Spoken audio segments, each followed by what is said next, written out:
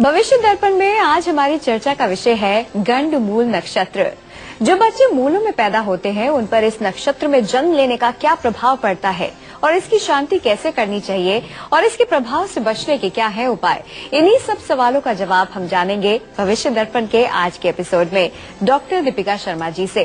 तो आइए कार्यक्रम की शुरुआत करते हैं और डॉक्टर दीपिका शर्मा जी से जानते हैं कि आखिर क्या होता है गंडमूल नक्षत्र।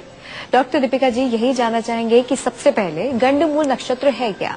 गंडमूल नक्षत्र ऐसे 6 नक्षत्र हैं जिनमें जन्म होने से बच्चे के स्वास्थ्य पे, उसके माता पिता पे, उसके भाई बहनों पे एक विशेष प्रकार का प्रभाव पड़ता है। ये 6 नक्षत्र हैं रेवती, अश्विनी, अश्लेष, माघा, मूल और ज्येष्ठ। ये 6 नक्षत्र गंडमूल नक्षत्र कहलाते हैं और इनमें जन्मे जो बालक या बालिका होते हैं उनके आयु के ऊपर, उनके स्वास्थ्य के ऊपर, उनके भाग्य के ऊपर, उनके माता पिता के ऊपर, यहाँ तक कि उनके भाई बहनों के ऊपर एक विशेष प्रकार का असर होता है। तो इसलिए गंडमूल नक्षत्र को विशेष प्रकार से महत्वपूर्ण माना जाता है और जब भी बच्चे का जन्म होता है ये देखा जाता है कि कहीं बच्चा गंडमूल नक्षत्र में पैदा तो नहीं हुआ। गंडमूल नक्षत्र जो होते हैं वो 6 प्रकार के होते हैं और जैसे कि मैंने उनका नाम भी आपको बताया, परंतु मैं दर्शकों को ये बात भी बताना चाहूंगी कि कंप्लीट टोटल नक्षत्र की जो संख्या होती है वो 27 होती है और 12 राशियां होती हैं। हर राशि के पास 2.25 नक्षत्र का आधिपत्य होता है, यानी कि लॉर्डशिप होती है। अब 12 राशियों में से जब भी एक राशि और 2 राशियों के बीच में, दूसरी राशि के बीच में नक्षत्र का इंटरचेंज होता है, यानी कि जो संधि पॉइंट होता है उसको गंड और मूल कहते हैं। और ऐसे संधि पॉइंट में जन्मे बालक और बालिकाओं का जीवन जो है वो नॉर्मल नहीं होता और उनके ऊपर इन गंडमूल नक्षत्रों में पैदा होने की वजह से बहुत विशेष प्रकार का प्रभाव पड़ता है, जिसकी दर्शकों को अभी हम पूर्ण ज्ञान देंगे। जी, गंडमूल नक्षत्र में पैदा होना क्यों एक चर्चा का विषय है और क्यों इसकी शांति कराई जानी बेहद जरूरी है, इसके बारे में बात करेंगे जरूर, लेकिन बात कर लेते हैं फिलहाल नोएडा से हनी से, जो इस वक्त हमारे साथ जुड़ गए हैं। स्वागत है आपका हमारे प्रोग्राम में। अपने बारे में जो कुछ भी जानना चाहते हैं वो बताने से पहले अपना date of birth, time of birth और प्लेस ऑफ बर्थ बताइए। हेलो, नमस्कार मैम। नमस्कार जी जी, मेरा मैम डेट ऑफ बर्थ है 30 मई 1986। जी, टाइम है 3:45 रात के। जी, और मेरा बर्थ प्लेस है नोएडा में। जी मैम, मेरा नौकरी में मन नहीं लगता, कोई भी नौकरी करता हूँ मैं टिक नहीं पाता वहाँ पे ज्यादा दिनों तक। तो मैं जानना चाहता हूँ मैं बिजनेस करूँ और कौन सा करूँ कि मेरे को अच्छा प्रॉफिट हो या अच्छा उसमें मेरा फ्यूचर हो। जी हनी, सबसे अच्छी बात तो ये है कि आप अपने आप को लेकर चिंतित हैं। आइए जानते हैं क्या कुछ लिखा है आपके भाग्य में। तो डॉक्टर दीपिका जी, हनी के लिए बताइए। हनी, प्रोग्राम में जुड़ने के लिए आपका बहुत धन्यवाद। आपकी कुंडली मेरे सामने है और आपका जो 10वां घर है, आपके 10वें घर में जो आपका दशमेश है शनि, उस शत्रु राशि में अष्टम घर में बैठे हैं और इस कारण से आपका जो प्रोफेशनल हाउस है उसका बैलेंस बिगड़ा हुआ है, उसकी एनर्जी बिगड़ी हुई है। शनि के अष्टम घर में आने से आपको प्रोफेशनल स्टेबिलिटी नहीं मिल पा रही है। आप शनिवार के व्रत रखना शुरू कीजिए, शनि का मंत्र कीजिए, ओम शम शनिचराय नमो नमः। 1 माला रुद्राक्ष में हर शनिवार को कीजिए और साथ ही साथ में हर शनिवार को शनि का दान करना शुरू कीजिए। शनि के दान में आप काला कपड़ा दे सकते हैं, आप लोहा दे सकते हैं, आप चमड़े की चीजें दे सकते हैं और साथ ही साथ में आप एक काम कीजिएगा कि आप 6.25 रत्ती का नीलम धारण करें तो आपको प्रोफेशनल स्टेबिलिटी अवश्य ही मिलेगी। जी, कुरुक्षेत्र से मुकेश जी जुड़ गए हैं। स्वागत है आपका। अपने जन्म की तारीख, समय और स्थान बताएं। नमस्कार मैम, मेरे जन्म की तारीख है 10 जनवरी 1988 और मेरे जन्म का वक्त है 12:30 बजे रात के टाइम। 1988 12:30 बजे रात के। जी, जन्म का स्थान बताइए। कुरुक्षेत्र। कुरुक्षेत्र। सवाल बोले अपना। मैम, मैं प्राइवेट सेक्टर में जॉब करता हूँ और मैं जानना चाह रहा था कि कब तक जॉब चेंज होगी। जी, तो जॉब परिवर्तन के बारे में आप जानना चाहते हैं मुकेश जी। तो डॉक्टर दीपिका जी, मुकेश के बारे में बताइए क्या कुछ लिखा है इनके भाग्य में। मुकेश जी, प्रोग्राम में जुड़ने के लिए आपका बहुत धन्यवाद। इस समय आपकी राहु की महादशा चल रही है और राहु की महादशा, जैसे कि मैंने प्रोग्राम्स में बताया है, काफी प्रोफेशनल इंस्टेबिलिटी देती है। आपका जो जॉब चेंज करने का योग है वो 8 महीने के अंदर बन रहा है, परंतु इस बात का ध्यान रखें कि आप राहु की शांति कराएं। राहु का बीज मंत्र आप डेली एक माला रुद्राक्ष में अवश्य करें, और साथ ही साथ में आप राहु में, आपका राहु चल रहा है तो इसलिए राहु का जो प्रभाव है आपके ऊपर बहुत गहन है इस समय। तो राहु की महाशांति आप अवश्य कराइए। अंधालय में आप महीने में एक बार भोजन कराइए, और साथ ही साथ वृद्ध आश्रम आप अवश्य जाइए और वृद्धों की सेवा कीजिए। आपका जॉब चेंज जो है वो 8 महीने के उसमें बन रहा है, परंतु इस बात का ध्यान रखिएगा कि राहु की महादशा में अपने एटीट्यूड को आपको पॉजिटिव रखना है और राहु के उपाय आपको विशेष प्रकार से करते रहना है। जी, आज हम बात कर रहे हैं गंडमूल नक्षत्र की। जो बच्चे इस नक्षत्र में पैदा होते हैं, क्या उनको इस नक्षत्र में जन्म लेने की वजह से भविष्य में कुछ परेशानियों का सामना करना पड़ता है? आइए जानते हैं। डॉक्टर दीपिका जी, क्या ये खास नक्षत्र जब बच्चे इसमें पैदा होते हैं तो परेशानी लेकर आता है? श्रुति, ये जो गंडमूल के नक्षत्र होते हैं इनके अलग अलग चरण होते हैं, यानी कि अलग अलग पार्ट्स होते हैं। एक नक्षत्र को 4 पार्ट्स में डिवाइड किया गया है। गंडमूल नक्षत्र की टोटल संख्या 6 होती है और इनके नाम हैं रेवती, अश्विनी, अश्लेष, माघ, मूल और ज्येष्ठ। इन नक्षत्रों में पैदा हुए बच्चे जो होते हैं और अलग अलग चरणों में इनके प्रभाव से बच्चों की आयु पे फर्क पड़ता है, बच्चे के स्वास्थ्य पे फर्क पड़ता है, उसके भाग्य पे फर्क पड़ता है, उसके माता पिता पे फर्क पड़ता है, उसके भाई बहनों पे फर्क पड़ता है, उसकी प्रोफेशनल अचीवमेंट्स पे फर्क पड़ता है। तो इसलिए गंडमूल नक्षत्र बेहद ये जानना आवश्यक है। जैसे ही बच्चा पैदा होता है आप उसकी कुंडली अवश्य बनाइए और एक अच्छे ज्योतिष आचार्य से ये पता कराइए कि हमारा बच्चा गंडमूल नक्षत्र में पैदा तो नहीं हुआ, क्योंकि ये कहा जाता है, मैं एक उदाहरण के तौर पे दर्शकों को ये बताना चाहूंगी कि एक नक्षत्र होता है मूल नक्षत्र, अगर उसमें बच्चे का जन्म होता है तो योग वेदों शास्त्रों में कहा गया है कि अगर मूल नक्षत्र के पहले चरण में बच्चे का जन्म होता है तो पिता के लिए हानिकारक होता है, अगर दूसरे चरण में जन्म होता है तो माता के लिए हानिकारक होता है, तीसरे जन्म में उसके धन का नाश होता है और चौथा चरण मूल का शुभ होता है। तो इसी प्रकार से ज्येष्ठ नक्षत्रों के भी अपने अपने वो हैं। ज्येष्ठ नक्षत्र में पहला जो चरण है जिसमें बालक या बालिका का जन्म होता है तो अपने बड़े भाई के लिए ऐसा बालक अशुभ होता है, दूसरा चरण पिता के लिए होता है, तीसरा चरण माता के लिए होता है, और इसी प्रकार से हर नक्षत्र के और हर चरण के अलग अलग रेपरकशंस हैं या कॉन्सिक्वेंसेस हैं। तो इनका बेहद ध्यान करना पड़ता है, क्योंकि ऐसे बच्चे जो है फिर जीवन में बहुत सफर करते हैं, इनके माता पिता सफर करते हैं, इनके भाई बहन सफर करते हैं, और जब तक इनकी शांति ने कराई जाए ये कारण भी नहीं पता चलता कि इतनी सफरिंग लाइफ में क्यों हो रही है। जी, कोई बच्चा गंडमूल नक्षत्र में पैदा हुआ हो तो परिवार को किन बातों का ध्यान रखना चाहिए, क्या सावधानियां बरतनी चाहिए, ये जानेंगे। लेकिन अभी एक दर्शक हमारे साथ जुड़ गए हैं। रोहित जी, स्वागत है आपका हमारे प्रोग्राम में। अपने जन्म की तारीख, समय और स्थान बताइए। 7/7/1984 जी, हरदोई, यूपी। जी, जन्म का समय? टाइम तो नहीं एक्यूरेट पता है कि 12 बजे के बाद रात को 12 बजे के बाद। जी जी जी, सवाल बोले अपना। कोई भी काम एक्चुअली बनता नहीं है, कोई भी काम अगर बन भी रहा है तो बनते बनते रह जाता है, और फाइनेंशियल प्रॉब्लम लगातार बनी रहती है। जी रोहित, आप परेशान न होए, देखते हैं कि क्या कुछ लिखा है आपकी कुंडली में। तो डॉक्टर दीपिका जी परेशान हैं, कोई भी कार्य इनका पूर्ण नहीं हो पाता। रोहित जी, प्रोग्राम में जुड़ने के लिए आपका बहुत धन्यवाद। आपकी कुंडली मेरे सामने है और आपकी कुंडली में मैंने एक विशेष बात ये देखी है कि 3 ग्रह आपके अष्टम घर में आए हैं। ये ग्रह हैं चंद्रमा, मंगल और शनि। मंगल और शनि जब भी एक कुंडली में इकट्ठे बैठते हैं तो कहीं ना कहीं वो संकट का सूचक होता है। एक कुंडली के लिए आपकी जो राशि है वो तुला राशि है। तुला राशि के ऊपर इस समय 7.5 सबसे प्रबल रूप में है।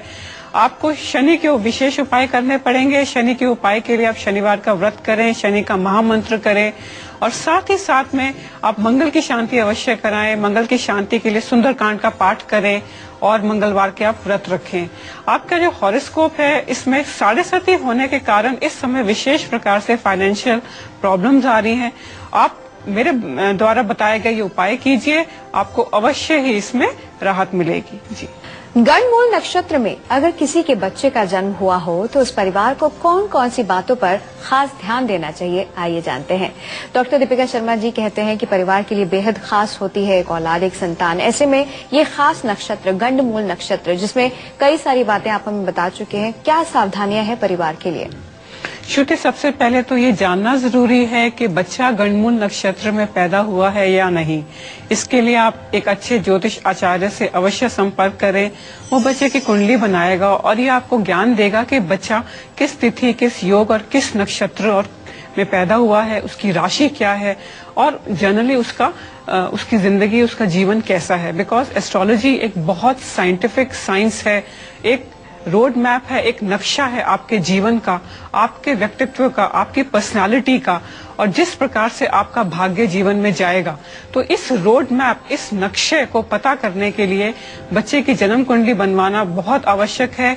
और अगर आपका बच्चा किसी भी गंडमूल नक्षत्र में पैदा हुआ है तो उसकी विशेष प्रकार से पूजा और प्रार्थना करना अत्यंत आवश्यक है, क्योंकि अगर विशेष प्रकार से प्रार्थना और गंडमूल की शांति नहीं हुई तो ऐसे बालक यंग एज में ही इनकी आयु पे संकट आ सकता है, इनके स्वास्थ्य पे संकट आ सकता है, इनके ग्रोथ पैरामीटर्स पे संकट आ सकता है, साथ ही साथ इनके माँ बाप के ऊपर संकट आ सकता है, इनके बड़े या छोटे भाई बहनों के ऊपर संकट आ सकता है। तो ये एक विशेष प्रकार से घर में एक बच्चा गंडमूल में पैदा हुआ एक विशेष प्रकार से संकट का सूचक होता है। और इसीलिए मैं दर्शकों को सावधान करना चाहूंगी कि जब भी आपके घर में बालक का जन्म होता है, इस बात के अवश्य पता कराएं कि ये बालक कहीं गंडमूल नक्षत्र में पैदा तो नहीं हुआ। जी, आइए लगे हाथ डॉक्टर दीपिका शर्मा जी से ये भी जान लेते हैं कि इस नक्षत्र में जन्म लेने वाले बच्चों के ऊपर इसका बुरा प्रभाव ताउम्र रहता है या किसी समय सीमा के लिए होता है। तो डॉक्टर दीपिका शर्मा जी यही जानना चाहेंगे, क्या एक टाइम पीरियड के लिए ये होता है या पूरी लाइफ के लिए होता है इसका प्रभाव?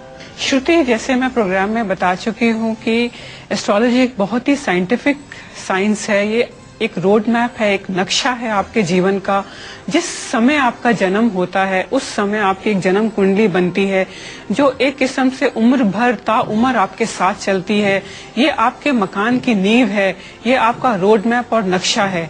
गंडमूल का प्रभाव जीवन पर्यंत रहता है, परंतु समय के साथ इसकी शांति कराने की वजह से धीरे धीरे जिंदगी में इसके प्रभाव कम होते जाते हैं और एक चरण और एक उम्र ऐसी आती है, एक वक्त ऐसा आता है जहाँ पे इन्हीं गंडमूल नक्षत्रों में पैदा हुए जातक जो होते हैं बहुत धन पाते हैं, बहुत यश पाते हैं और बहुत नाम पाते हैं।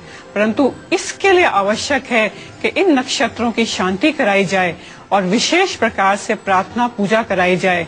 साथ ही साथ में बच्चा जब बड़ा हो रहा है तो उसके थिंकिंग अप्रोच में, उसके एटीट्यूड में पॉजिटिविटी लाई जाए और उसके माइंड को इस प्रकार से कंडीशन किया जाए ताकि वो सोसाइटी में अपना विशेष प्रकार से पॉजिटिव एटीट्यूड हमेशा बना के रखे।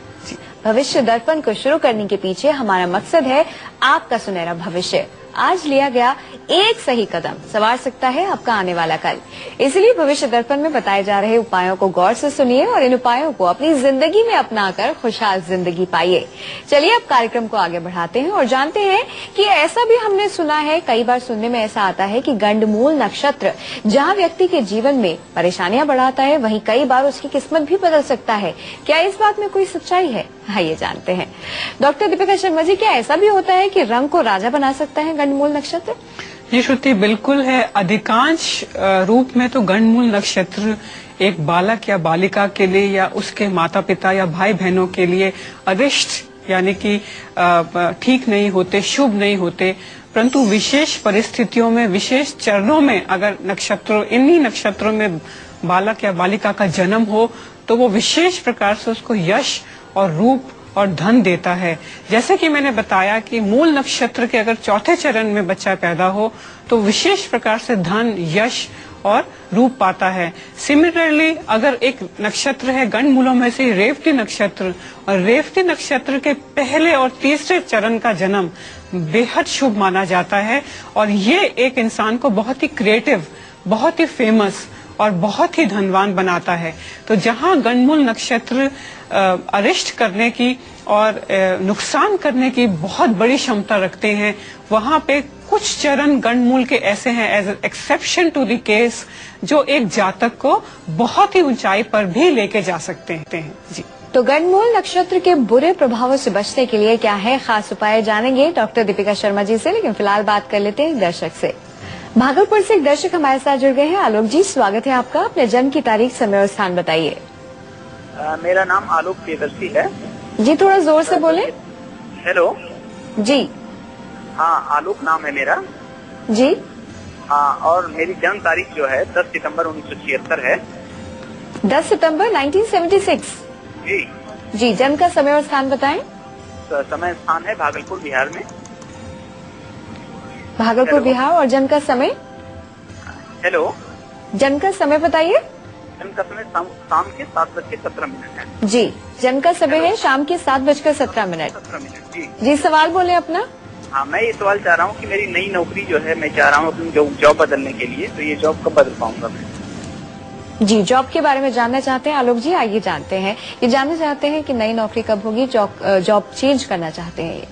आलोक जी, प्रोग्राम में जुड़ने के लिए आपका बहुत धन्यवाद। आपकी कुंडली मेरे सामने है और इस समय आपकी शुक्र की महादशा चल रही है। आपका शुक्र जो है सप्तम भाव में बुध और मंगल के साथ बैठा है और आपकी जो जॉब चेंज का जो योग बन रहा है वो औसतन 6 महीने के बाद बन रहा है। आपका क्योंकि लगन मीन लगन है और इसमें वीनस जो होता है, शुक्र जो होता है, एक फंक्शनल मैलेफिक होता है। मीन लगन में वीनस काफी तंग करता है और इसीलिए आपको शुक्र की शांति कराने की आवश्यकता है। शुक्र की शांति के लिए आप शुक्र का बीज मंत्र, एक मंत्र डेली रुद्राक्ष की माला में करें। साथ ही साथ में हर शुक्रवार को गौधूली के टाइम पे किसी भी गौशाला में जाके 11 किलो हरी चारी आप सफेद गांव को अवश्य खिलाएं और साथ ही साथ में लक्ष्मी नारायण के मंदिर जाएं। 6 महीने के अंदर आपको आपका जॉब चेंज करने का योग है और आपको जॉब भी बहुत शुभ मिलेगी। जी, तो गंडमूल नक्षत्र में जातक की जिंदगी में जो कष्ट आ जाते हैं उसे दूर करने के लिए क्या है खास उपाय, आइए जानते हैं। डॉक्टर दीपिका जी, वो खास उपाय हम आपसे जानना चाहेंगे। श्रुति, गंडमूल नक्षत्र की शांति करानी पड़ती है और ये शांति अगर आपको ये बोध हो गया, ये पता चल गया कि आपका बालक गंडमूल नक्षत्र में पैदा हुआ है, तो फिर इसकी शांति जन्म के 27वें दिन में, जब वही नक्षत्र दोबारा से पड़ रहा है, क्योंकि एक नक्षत्र दिन में एक बार पड़ता है और 27 दिनों बाद वही नक्षत्र आपके जीवन में रिपीट होता है हर 27 दिनों में। तो जन्म के 27वें दिन में या उसके आसपास वही नक्षत्र जब दोबारा से आएगा तो उस दिन गंडमूल की विशेष शांति होती है। इसका एक पूजा का प्रविधान होता है। आप किसी भी अपने लोकल मंदिर में ये पूजा करा सकते हैं, आपके लोकल पंडित से पूजा कर सकते हैं। परंतु इस बात का ध्यान रखना है कि अगर आपके पंडित को ये ज्ञान ना हो तो उसको ये बात आपको अवश्य बतानी है कि गंडमूल की पूजा के लिए 7 जगहों का पानी होना अत्यंत आवश्यक है।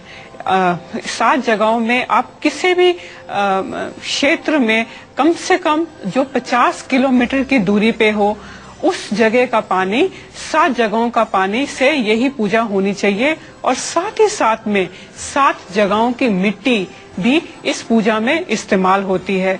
बहुत सारे पंडितों को इस बात का ज्ञान नहीं है, वो साधारण गंगा जल से या साधारण पानी से संकल्प लेके ये पूजा करवाते हैं। परंतु इस पूजा में विशेष प्रकार का ध्यान रखना है कि 7 जगहों से पानी लेना है और 7 जगहों की मिट्टी अवश्य ही इस्तेमाल करनी है। जी, डॉक्टर दीपिका शर्मा जी, आपसे ये जानना चाहेंगे कि जो बच्चे इस खास नक्षत्र गंडमूल नक्षत्र में पैदा होते हैं, क्या उन्हें भी कुछ खास सावधानियां बरतनी चाहिए? क्या वो भी कुछ खास बातों का ख्याल करें और कोई मंत्र उच्चारण या फिर कुछ दान या कुछ ऐसा कोई खास उपाय कर सकें? जी श्रुति, गंडमूल नक्षत्र में पैदा हुए जो बच्चे होते हैं, अधिकांश तौर पे सिवाय रेवती नक्षत्र को छोड़ के अधिकांश बच्चे जो होते हैं वो काफी एम्बिशियस होते हैं, काफी गुस्से वाले होते हैं। उनकी प्रकृति जो होती है वो काफी इरिटेबल और समाज में अनसोशलेबल होती है। तो इसलिए मैं ऐसे बच्चों को कहना चाहूंगी, जहां आपका जन्म नक्षत्र गंडमूलों में आता है, आप अपने एटीट्यूड को पॉजिटिव रखें, आप अपने माइंड को हमेशा काम रखें, आप अपने चेहरे पे हमेशा एक मधुर मुस्कान रखें और अपने एटीट्यूड को पॉजिटिव रखें। साथ साथ ही साथ आप हर सोमवार को भगवान शंकर के मंदिर अवश्य जाएं और भगवान शंकर की आराधना आप अवश्य करें कि उनसे यह प्रार्थना कीजिए कि हे परमात्मा, ऑल्दो मैं गंडमूल नक्षत्र में पैदा हुआ, परंतु आपकी कृपा से मैं जीवन में बहुत उन्नति करूंगा और आपका सुंदर और शुभ नाम लेने से गंडमूल नक्षत्र का मेरे ऊपर प्रभाव बिल्कुल भी नहीं होगा और मैं जीवन में अवश्य ही आगे बढ़ूंगा। जी। दिल्ली से एक दर्शक हमारे साथ जुड़ गए हैं। सुरेश जी, स्वागत है आपका। अपने जन्म की तारीख, समय और स्थान बताएं। हाँ जी, मेरा 30/1/83 मेरा डेट ऑफ बर्थ है। 30/1983। बॉर्न प्लेस मेरा दिल्ली है। दिन के 10:10 जो है टाइम है 10:10 सुबह के। और जन्म का स्थान? दिल्ली। दिल्ली। जी, सवाल बोले अपना। जी, मेरा एक बिजनेस था, लेकिन इस समय मेरा बिजनेस एकदम चौपट हो चुका है। मैं बहुत ज्यादा कर्ज में डूब चुका हूँ जी, और उस वजह से बहुत ज्यादा परेशानी का सामना मुझे करना पड़ रहा है। तो मैं जानना चाह रहा हूँ कि मैं कब उस कर्ज से उबर पाऊंगा, इसके लिए कुछ बताएंगे मुझे? जी सुरेश जी, परेशान मत होइए, देखते हैं क्या कुछ लिखा है आपकी कुंडली में। डॉक्टर दीपिका जी कर्ज से उतरने के बारे में जानना चाहते हैं। सुरेश जी, प्रोग्राम में जुड़ने के लिए आपका बहुत धन्यवाद। आपकी कुंडली मेरे सामने है और इस समय आपकी मंगल की महादशा चल रही है। ये मंगल द्वादश भाव में, यानी कि कर्जों के भाव में, नुकसान के भाव में बैठा हुआ है और इसी कारण से आपका इतना सारा आपका नुकसान हो गया है। आप मंगल की शांति अवश्य कराइए, सुंदरकांड का पाठ कराइए, हर मंगलवार का व्रत रखिए और मंगलवार को आप दान कीजिए, मंगल के दान कीजिए। उसमें गुड़ आता है, रेवड़ी आती है, लाल वस्त्र आते हैं। साथ ही साथ हर मंगलवार को श्री हनुमान जी के मंदिर जाइए, हाथ चरणों से सिंदूर लेके अपने माथे पे आप अवश्य लगाइए। आपकी फाइनेंशियल हालत जो है वो धीरे धीरे इम्प्रूव होगी और इसको इम्प्रूव होने में कम से कम साल लगेगा, परंतु आप ये उपाय कीजिए और परमात्मा आप पे विशेष कृपा करेगा। जी। डॉक्टर दीपिका शर्मा जी, बहुत बहुत शुक्रिया तमाम जानकारी के लिए। नमस्कार। तो हमारे खास कार्यक्रम भविष्य दर्पण में आज के लिए बस इतना ही। अगर आप भी डॉक्टर दीपिका शर्मा जी से बात करना चाहते हैं तो इस पते या ईमेल के माध्यम से इन्हें संपर्क कर सकते हैं। Doctor Deepika Sharma, 5/11, ground floor, East Patel Nagar, New Delhi, 111008। Phone number 8826614490 और 8826614481। भविष्य दर्पण में फिलहाल बस इतना ही। इसी के साथ हमें दीजिए इजाजत। आप खुश रहें, मुस्कुराते रहें, अपना ख्याल रखें। नमस्कार।